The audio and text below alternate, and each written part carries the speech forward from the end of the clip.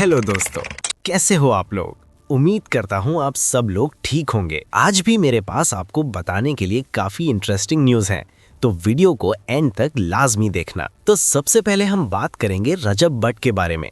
आखिरकार रजब भट्ट यूके से वापस पाकिस्तान आ चुके हैं और आते ही उन्होंने अपना पहला एक्सक्लूसिव इंटरव्यू भी दे दिया है। इस इंटरव्यू में रजब भट्ट ने कुछ बहुत ही ज़रूरी टॉपिक्स पर बात की है। सबसे पहले तो उन्होंने अपने और नदीम मुबारक पर हुई एफआईआर से जुड़े सारे कंट्रोवर्सीज को एड्रेस किया है। इसके अलावा सबसे बड़ा सवाल जिस पर सब जानना चाहते थे, क्या उन्हें यूके ने डिपोर्ट किया था या फिर उनका वीज़ा ही कैंसिल हो गया था। रजब भट्ट ने इस चीज़ को क्रिस्टल क्लियर कर दिया है। उनकी बातों में कितनी सच्चाई है और उनकी साइड की स्टोरी क्या है, ये जानने के लिए आप उनके इंटरव्यू का एक छोटा सा क्लिप यहाँ देख सकते हैं, क्योंकि इस स्टेटमेंट से कई मिसअंडरस्टैंडिंग्स दूर होने वाली हैं। बताइएगा सबसे पहले आपका जो केस है वो क्या है और आपको प्रोटेक्टिव बेल मिल गई है, कब तक पेश हो रहे हैं कराची में? कराची में विद इन 10 डेज होना, मैं इंशाल्लाह 10 दिन के अंदर अंदर होंगे पेश। 295 का एक है कराची में, हैदरी थाने में, काफी पुराना है। विद इन 10 डेज हो जाएंगे इंशाल्लाह। अच्छा बट साहब, कल ये खबर चली थी कि जनाब आपको डिपोर्ट कर दिया गया, इसमें कितनी सदाकत है? नहीं सर, बिल्कुल बुलशिट की बात है, कोई डिपोर्टेशन नहीं हुई और डिपोर्ट होके इंसान बिजनेस क्लास में वापस नहीं आता। मैं बिजनेस क्लास में आया हूँ। मेरा वीजा जरूर कैंसिल हुआ क्योंकि उनको यहाँ से कुछ होम ऑफिस को, यूके बहुत स्ट्रिक्ट है चीजों को लेके, होम ऑफिस में रिक्वेस्ट की है कि इस पे 295 का केस है और भी ब्लास्फेमी के केसेस हैं, जिसकी वजह से मेरा वीजा कैंसिल कर दिया। मेरा सवा साल का वीजा था, बट मेरे जो वहाँ के सॉलिसिटर हैं, जो मेरे लॉयर वहाँ के हैं यूके के, उन्होंने एडमिनिस्ट्रेटर जो है ना वो रिव्यू को चैलेंज कर दिया हुआ है।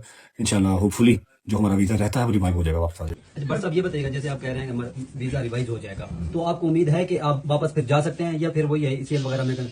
इंशाल्लाह ईसीएल में नाम सदा तो नहीं है, जब तक केस चल रहे हैं तब तक है, तब तक पाकिस्तान नहीं है इंशाल्लाह। उसके बाद भी पाकिस्तान है, लेकिन ये कि ट्रैवल बैन किसी भी कंट्री का लगवाना क्यों अपने ऊपर।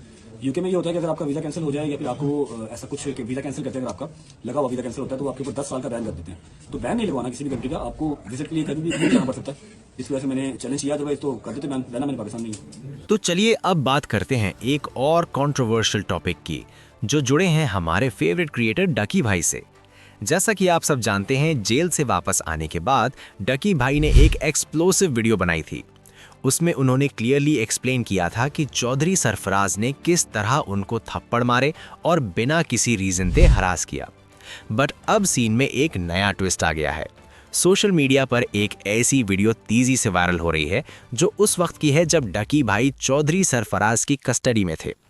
इस क्लिप में दिखाया गया है कि जब भी कोई बंदा जैसे डॉक्टर अफ़ान या इरशाद भट्टी उनसे मिलने आता था, तो डकी भाई से ज़बरदस्ती ये पूछा जाता था कि क्या हम आप पर कोई जुल्म कर रहे हैं या नहीं। मतलब उनके सामने ही डकी भाई से सफाई देने को कहा जाता था, जबकि उनकी सिचुएशन क्या थी वो तो उन्होंने बाद में अपनी वीडियो में बताया। ये शॉकिंग क्लिप अब काफ़ी सवाल खड़े कर रही है। आप लोग भी यहाँ वो क्लिप चेक करो और बताओ कि आपका इस पूरे मामले पर क्या कहना है। ये समझते हैं कि हमने आप पे बहुत कुछ तशद्दुद किया है। वो कहता है कि रात को वो दिखाए ना, इन्हें जुनैद सलीम वाला जो दिखाए ना, वो जो अभी उस पे बच्चे, मैंने हंस के कहा कि यार आप फील फ्री कहते हो तो मैं उठ के बाहर चला जाता हूँ कि शायद मेरे खौफ से ना मत। नहीं मैंने इनको बताया है अभी डॉक्टर साहब, आपके भी मिलियंस व्यूज हैं, डॉक्टर साहब को जानते हैं? जी मैं सोशल मीडिया से। तो अब सबसे बड़ा सवाल ये है कि जब डकी भाई चौधरी सरफराज की कस्टडी में थे, तो वो सबके सामने ऐसा क्यों बोल रहे थे कि उन पर कोई तशद्दुद यानी एट्रोसिटी नहीं हो रहा था। लोग कंफ्यूज थे कि जब उन पर जुल्म हुआ ही नहीं तो उन्होंने बाद में वीडियो में क्यों बताया।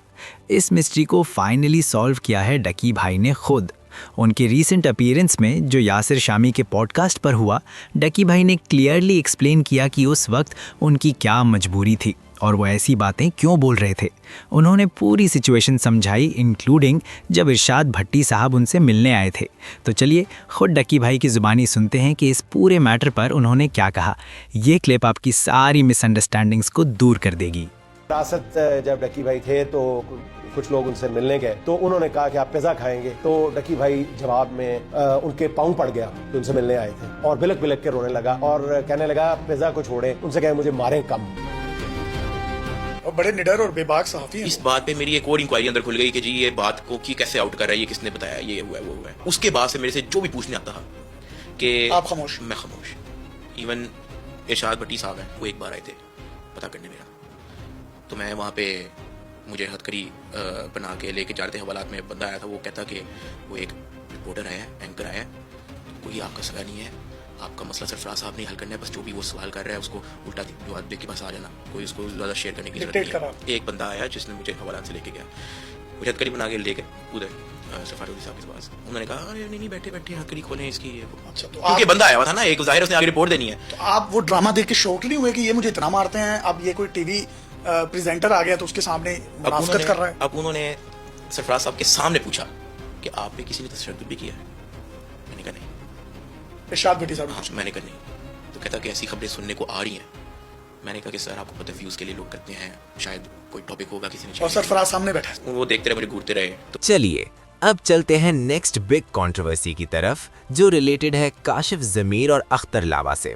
जैसा कि मैंने आपको अपनी लास्ट वीडियो में बताया था, काशिफ ज़मीर फ़िज़ा अली के लाइव शो में बुरी तरह एक्सपोज हो गए।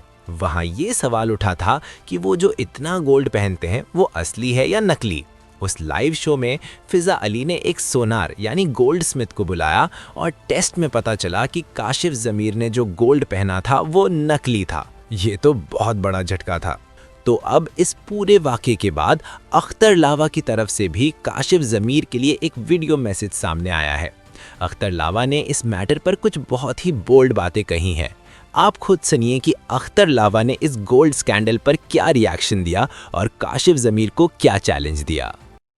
लो जी लभ रहा जे लाहौरों मुल्तान आया काशिफ ज़मीर बगैरत डॉलर जेड़े सुटने है भुखे दी धीर जी खे उड़ान लगी, एडा मुंह है तेरा बगैरता मेरी इज्जत तय करना सन बिच है, कुत्ती दे बच्चा तू फराडी है, तेरे टोबर टेक सिंह भी गया वा, मैं नहीं बोलता, तेरा फराड बोलता, जेड़े शादियां ते तू डॉलर लटाना ना ते जेड़ा कुत्ते दे गल संगल पाया तू गल च पाया, तू मेरे मुकाबले मेरे एक बराबर भी नहीं है, तू मैं नहीं बोलता, पाकिस्तान बोलता ही कुत्तिया, तू है गई कुत्ता है, आसान फरामोश, तेरे वर्गे नु ते कुचला दे के मार देना चाहिए है, लाहौर दा पवा अख्तर लावा। चलिए अगली न्यूज़ के बारे में बात करते हैं। तो हम बात करने वाले हैं अनिरुद्ध आचार्य जी महाराज के एक शॉकिंग स्टेटमेंट की वजह से हो रहे मैसिव ट्रोलिंग के बारे में।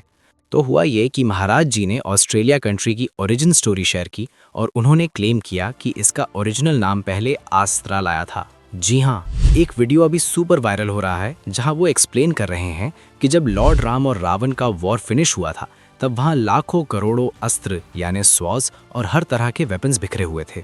और क्योंकि लॉर्ड राम ये नहीं चाहते थे कि ये वेपन्स गलत हाथों में पड़ जाएं, तो उन्होंने उन अस्त्रों का एक बहुत बड़ा पाइल बनवाया और उसे हज़ारों किलोमीटर दूर भिजवा दिया।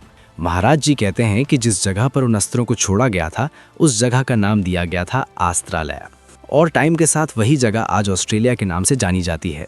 ये स्टेटमेंट सुनकर लोग बहुत ट्रोल कर रहे हैं और मीम्स बन रहे हैं। आप खुद सुनिए कि महाराज जी ने ये क्लेम किस तरह से किया। ऑस्ट्रेलिया क्या है?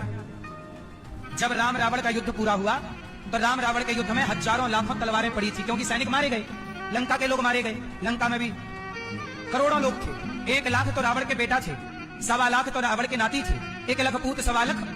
सोचिए रावण का 1 लाख बेटा और 1.25 लाख नाती, और रावण की सेना कितनी, वो सारी सेना मारी गई। तो सबकी तलवारें, सबके अस्त्र शस्त्र सब वहां कचरे में आ गए कि नहीं? और बंदर भालू भी कुछ मारे गए तो सबकी तलवार वहां पे अस्त्र शस्त्र का ढेर लग गया, मारे गए। अब राम को चिंता हुई कि भाई ये अस्त्र शस्त्र किसी के हाथ पड़ जाएंगे, रावण की तलवार किसी के हाथ लग गई, मेघनाथ की तलवार किसी के हाथ लग गई, तो ये सब उसका मिसयूज कर सकते हैं। तो फिर क्या किया राम जी ने? अपने बंदरों से कहा, अपनी सेना से कहा कि जाओ कुछ नाव तैयार करो और यहां से 10,000 किलोमीटर की दूरी पर, लगभग 10,000, लगभग हजारों किलोमीटर की दूरी पर ये अस्त्र रख के आओ। तो जहां राम जी ने अपनी सेना को कहा कि जाओ अस्त्र रख के आओ, तो वो सैनिक जब अस्त्र रखने के लिए गए तो अस्त्रालय जहां था, अस्त्र जहां वो रखे, उसका नाम पड़ा ऑस्ट्रेलिया। वो अस्त्रालय है।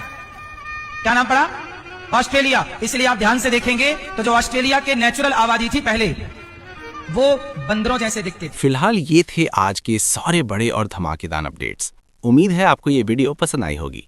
वीडियो पसंद आई हो तो वीडियो को लाइक और चैनल को सब्सक्राइब जरूर कर दें। मिलेंगे अगले वीडियो में कुछ और नए और ट्रेंडिंग टॉपिक्स के साथ। तब तक के लिए अपना और अपने दोस्तों का ख्याल रखिए। Take care and bye.